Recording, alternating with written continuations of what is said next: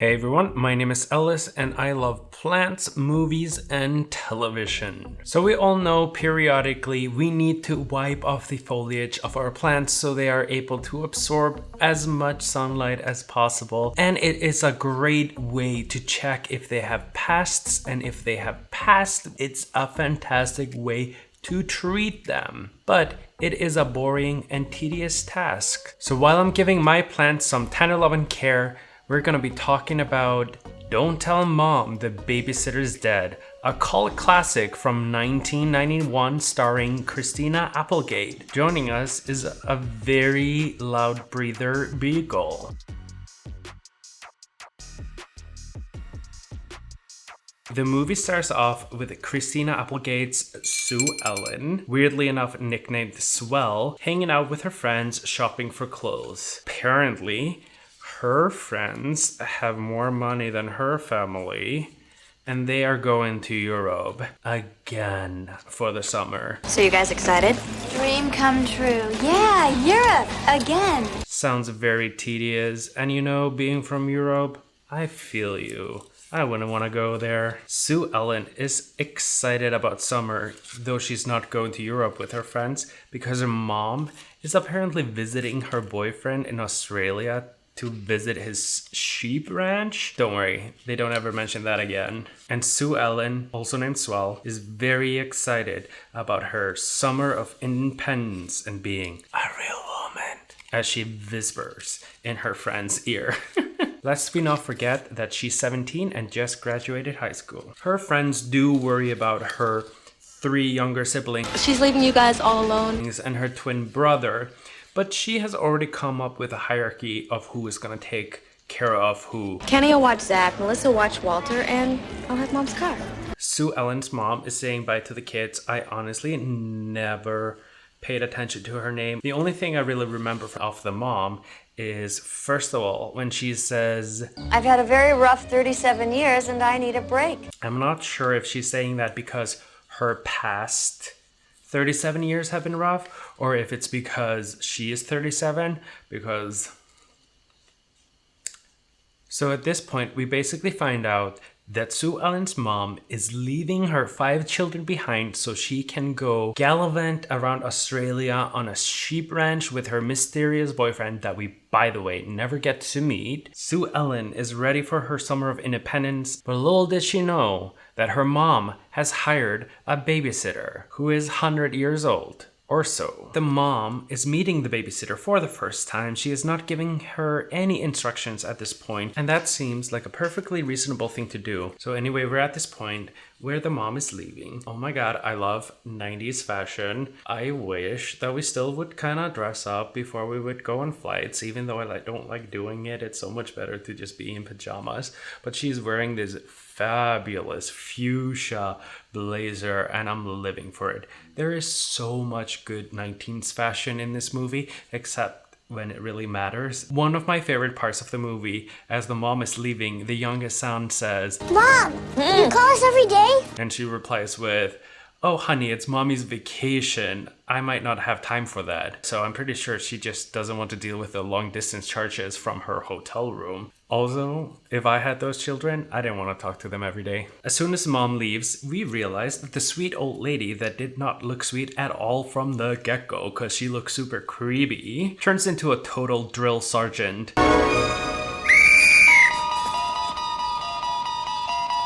And she's obviously there to whip them into shape because that's what old people do. The funniest thing about her is, though, when she talks, you can hear that she struggles keeping her dentures in place. Alright, you little maggots, now line up! We also find out that Walter, the youngest kid, is a total TV addict. Him and I would be best friends. Funniest and weirdest part that I found out about this movie is once the babysitter goes into Kenny's room. So for the first time when I watched this movie, I thought she was being shot because she heard him having sex with a girl. My second watch, I realized she was gasping for air herself.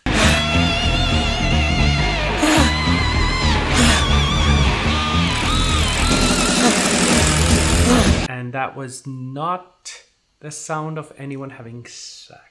Which brings us to the part where the kids are fed up with this terrible woman, and they're gonna tell her that they are not adhering to her rules. So they storm into her room to find out that she's dead.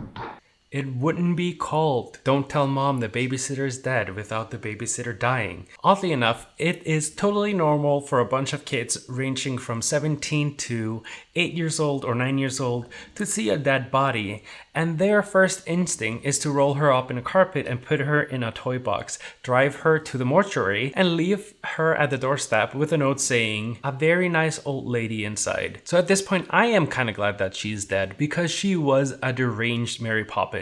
The only good idea that she had was to make the kids wear name tags because you couldn't remember their names, and I like that because I don't remember people's names either. Anyway, it's the next day. They realize that they need to buy more food. Lucky for them, the babysitter has left her Buick behind because she's dead, and they dropped her off in a travel trunk in front of a mortuary. As they are driving to the supermarket, they realize that the money that their mom left them in a brown envelope isn't there. So Sue Ellen takes a swift turn on the highway, almost kills at least 3 people and her family, and they head back, rip the nanny's room apart just to find out that the money isn't there either. So what are kids gonna do when their babysitter is dead? They have no money and they need to have a fabulous summer. Of course, the twins will flip a pizza to find out which one of them has to get a job for the summer. In the moment, I didn't realize why they couldn't both get jobs. Then Sue Ellen made a really interesting point. One of them had to stay home with the kids, which sets off this fun plot line of reverse gender roles. Swell gets a job at a very gross fast food restaurant called Clown Dog. Her boss is insufferable. I can't stand anyone who is that cheery and someone who is constantly in your face. Remember, put on a happy face.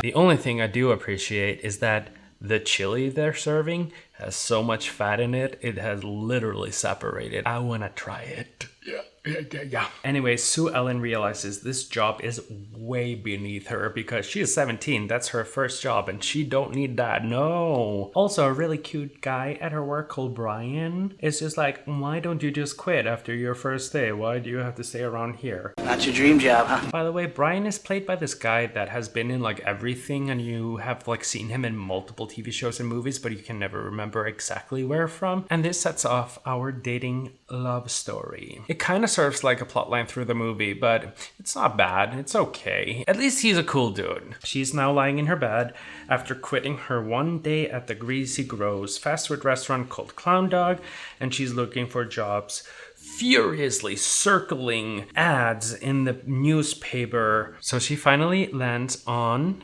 GAW, as I like to call it, or GAW, General Apparel Western. The job posting is for a receptionist job, which she isn't even qualified for because she's only 17. She's only worked one day in her life at a fast food restaurant. So she decides to plagiarize her resume straight from a resume book, which I didn't even know was a thing, using a typewriter because who didn't have a typewriter in 1991? As she is applying for the receptionist job, she meets the front desk bitch, as I like to call her. You'll have about 12 seconds. Honestly, that actress is so lovely in real life. I've only ever seen her like as a middle-aged actress playing very sweet roles, so it was fun seeing her as a young person and being a bitch.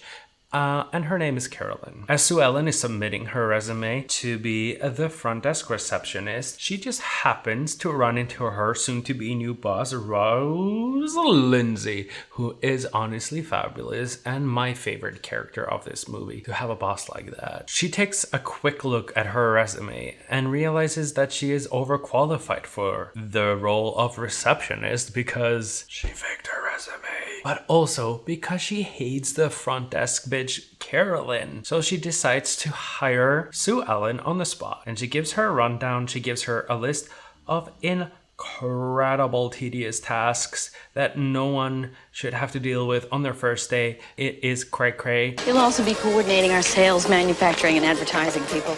I'm gonna need bi-weekly reports from you. Basically, you're the hub of our communication network. I was sitting there and thinking, oh, not even a grown-up could handle all of these tasks. She gets hired on Friday after her tour around the company. It is now at the end of the day. During the weekend, after she got the job, she took her siblings to Chuck E. Cheese to eat. They take the Buick that they got from the babysitter. The Buick gets stolen by a group of 3 drag queens, one of them dressed like Liza Minnelli. Liza? And they say the famous line, well, it's now famous in my head. Liza Minnelli stole our Buick? And we pick up on Monday. Rose Lindsay asks her new executive administrative assistant to the vice president of operations to fax something to New York. But then my favorite moment of the movie happens when Rose Lindsay sits her new employee down at her desk and says, Don't feel overwhelmed. Just do one thing at a time. and Sue Ellen doesn't know how to operate a fax machine, because who does, even back then? Lucky enough for her, when she's struggling with the fax machine, this very nice lady from Twin Peaks walk in. Oh, hi, are you a temp? I say that because I've never seen her in anything except for Twin Peaks, and she has the exact same speaking voice as she does in Twin Peaks. So she sees how she operates the fax machine, but she also realizes that her new BFF at work loves doing menial tasks for other people. Her new friend is also willing to do the massive report that Rose Lindsay needs. Sue Ellen's boss, Rose Lindsay, who is absolutely fabulous, she says my favorite line in the movie, "Let's order lunch." The naked shrimp is to die from. I love shrimp. So that's when Sue Ellen finds out about the petty cash. In order for her to pick up lunch, order lunch, she needs cash. Rose Lindsay tells her about the petty cash because everybody works insane hours and nobody has time to go to the bank, because this was the time before Venmo and apparently company credit cards. So Sue Ellen, who is down on her luck, needs money, gets a key to a box full of cash. What could go wrong? Well, Sue Ellen realizes that she can dip into the petty cash to get her family by, because honestly, usually they are just talking about buying food and necessities, but they do go a little bit overboard. Sue Ellen is being paid $37,500 a year, which is a lot of money for people in the States today. But in today's money, that's $71,000, which is even crazier. And she has benefits and medical. And she's 17, but they don't know that. Actually, they think she's 27 or 28, which is crazy. That's also around the same part she meets this sleazy boyfriend of Rose Lindsay, Gus. Hi. Who literally hits on everything, won't commit. So during all of this, Sue Ellen also has a date with Brian from Clown Dog.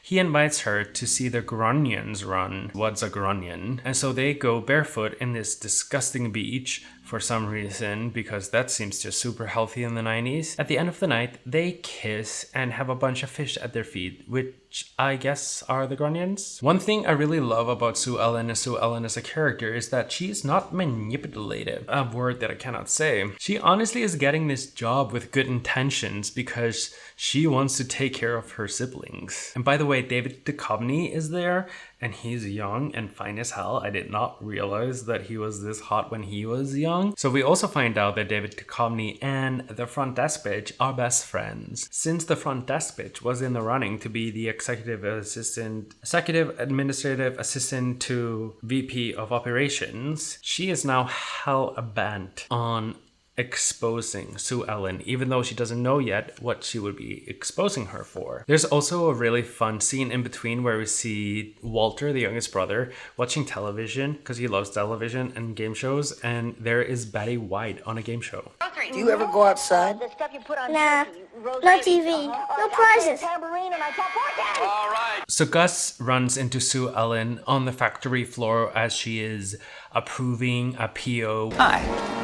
And he's looking for Rose Lindsay to take her for lunch, but since she can't find Rose Lindsay, and honestly he just wants to take out this young teenager for a lunch, he takes her out for a lunch, and he's being so creepy and weird and overtly sexual. And Sue Ellen gives no fucks, and she's just like, ew, gross, get out. So Sue Ellen finds out that the company is struggling. They are in the red and they need a Hail Mary. And Rose Lindsay has this genius plan of convincing the school to take up uniforms. I forget to mention earlier, Great Apparel Western, they make uniforms, they don't make fashion. Ellen, no! We're in the bowels of the fashion industry. So Rose Lindsay's plan is to convince the school to take up a uniform policy, and Sue Ellen is just like, ew, no teenager wants to wear a uniform. We want our individual fashion. And Rose Lindsay is just like, no, can't do that. We're not gonna do that. And Sue Ellen is just like, oh, I'm not invested in this company. I don't care. So what gets Sue Ellen really interested in the company and in the company's future is because she has been dipping into the petty cash. Then her siblings steal some of the petty cash. Well, most of it, and buy TV sets, diamonds, and many unreasonable things. So she realizes that she has now become an embezzler. And now her livelihood and her future out of jail is at stakes. I am in deep shit. Quit your job. Get out while you can. I'm an embezzler.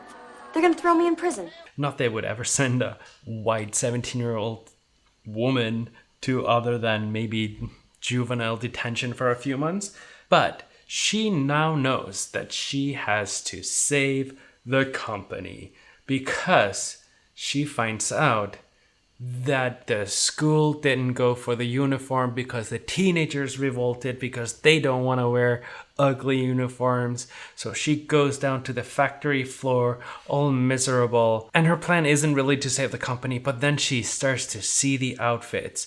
And if we can extrapolate from her earlier montage when she was putting together her fabulous outfit for her interview, that Sue Ellen has eye for fashion. Sue Ellen throws stuff together, throws accessories on top of uniforms that she makes into fashion items. And throughout this entire movie, the 19s fashion has been amazing. So we will see what Sue Ellen comes up with.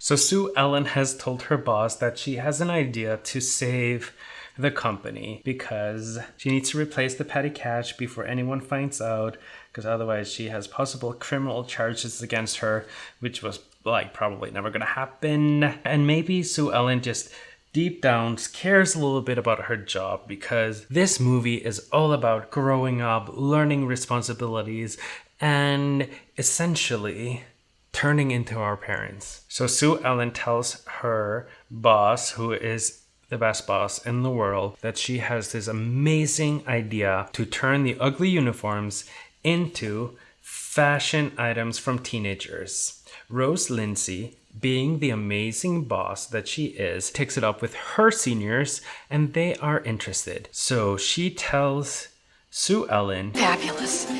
Now, I don't want New York to know anything about this because they'd never approve funding. So you'll need to rent a banquet hall. You do have enough in petty cash, right?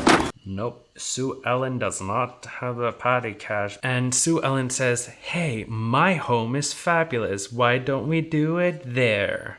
And this is when everybody grows the fuck up. So in order for Sue Ellen to hide the fact that her siblings stole the petty cash and that she has to replace it.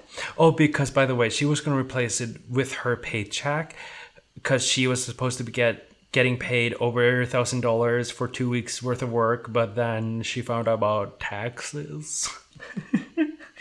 She rallies her siblings and then she rallies her friends to make up her home and make it look way better than it ever looked before. But with all the work that they're doing and the materials that they're doing, I'm sure those cost over $3,000, and I don't know how she's paying for that, but this is a movie.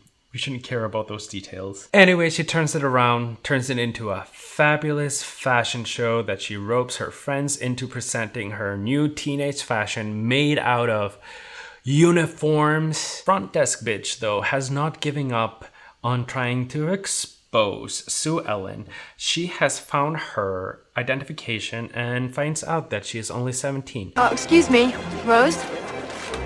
What is it, Carolyn? Something? Since this is the biggest night in GAW history, I thought you might like to know that this all rests in the hands of a child. And Rose Lindsay, being the cool boss that she is just like, honey, we all know that you've been wanting this job, and we all know I hate you. I'm done with this, and shuts her down. Anyway, the show seems to be going out with a hitch. Everybody is loving it. Rose Lindsay is wild. And that's when we get the first problematic line of the movie. Accessorized to create a fun and sexy look for the teenage girl. Also, during the fashion show, Gus comes on to Sue Ellen again and wants to start something more with her. And Sue Ellen is just like, I'm way too young and good for you. And also, this is a crime. Rose Lindsay walks in on them and she's like, what's going on? And Sue Ellen tells her the truth. And Rose Lindsay believes her. When the show falls apart, because Brian is still love struck with Sue Ellen because they had a fallout that I didn't talk about because I kind of don't care so much about that storyline. But anyway, he kind of ruins the show. And then the mom comes home unexpectedly a day earlier. So when everything is seemingly falling apart, Gus, the creepy guy, goes to Rose Lindsay and it's just like, So do you believe me now? Or are you just gonna believe some kid? I'm gonna believe some kid. honestly, this movie is so progressive. Anyway, as everything seems to be falling apart, Sue Ellen is so sorry for what she's done. She admits to everything and she goes to Rose Lindsay and is just like, you must hate me. And Rose Lindsay is just like, honey, no. Nobody cared about the drama. All they saw were just dollar signs and they want to promote me and I want to give you a job. But Sue Ellen has grown up so much this summer, become such a mom, that she realizes, no, I should take a step back and be a kid and go to college. And Rose Lindsay is like, I can get you into Bazaar if you want. Oh, at this point in the movie, I also totally realized that I totally forgot that the babysitter was dead and she was left outside of a mortuary in a travel trunk. And I'm like, how has no one investigated that? Is that just cool? Is that just what people do? But as Sue Ellen is reconciling with her beau, Brian, and it's just like, let's be kids and like maybe we should date, and everything seems to be happily ever after, the mom, who just returned back from Australia a day early, peeks her head out on the porch and says, Swell, one more thing. Yeah, Mom? Where is the babysitter? how are they gonna cover up that plot hole? And then the credits start to roll and I'm like, oh, they're not even gonna try and cover that plot hole. But then the credits turn into the two mortuary guys who found the body on their doorsteps. I'm really gonna miss her. You never even knew her. Yeah, but she left us all the money. She's already dead, you moron. Well, that's true. Hey, how about Vegas this weekend? You got any money left? So basically, they found the correct mortuary to leave a dead body outside of because they were happy to find the money. And if you see that brown envelope that money was in, it was probably like $300. And like, I don't know, I wouldn't cover up, well, it wasn't a murder or a crime. She did die, but it was pretty irresponsible of them to not report that she died. But they also did realize that the nanny had no family. So I guess there's no harm, no foul. I don't know why I'm so hung up about this. All is good that ends well. And this is definitely now one of my favorite 90s movies. And kind of just like one of my favorite movies. Thank you so much for watching me clean my plants and hear me rant about movies and retell you movies, because that's honestly one of my favorite things to talk about. You can find me on Facebook, on Twitter, on Instagram, on Snapchat, on TikTok when I have time, and I hope you subscribe, and I'll see you next time. Bye.